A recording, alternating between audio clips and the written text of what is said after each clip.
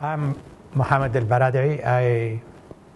I'm an international lawyer, and for the last 12 years I was a Director General of the International Atomic Energy Agency.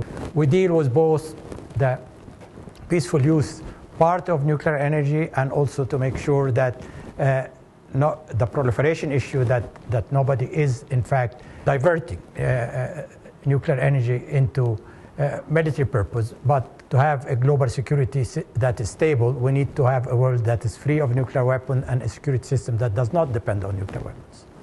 Well, I should also say that the IAEA and I got in 2005 the Nobel Peace Prize for our efforts to make sure that the world will continue to be safe, that we will not have more countries proliferate, and that we will continue to our effort to have a world free from nuclear weapons.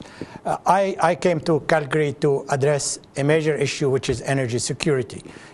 Energy is in short supply around the world, and without energy you usually have underdevelopment. With underdevelopment you have instability, insecurity, and in our globalized world you cannot build barriers. We are all in it together. I think we are at a crossroad. We are now seeing a sea change in the sense of the major nuclear weapon states, the US and Russia, are calling for a world free from nuclear weapons. That will clearly change overall environment of proliferation. Until now, having nuclear weapon, unfortunately, bring with it power and prestige. And we need to change that environment. It is when we see in areas of endemic conflict, in areas of stability, you see countries tempted to acquire nuclear weapons. So we are trying to put an end to that by making sure that we have a global security system that does not depend on nuclear weapons. And as I said, Barack Obama and Alexei Medvedev commitment to a world free from nuclear weapons was a breath of fresh air. I don't think we are in imminent danger of proliferation.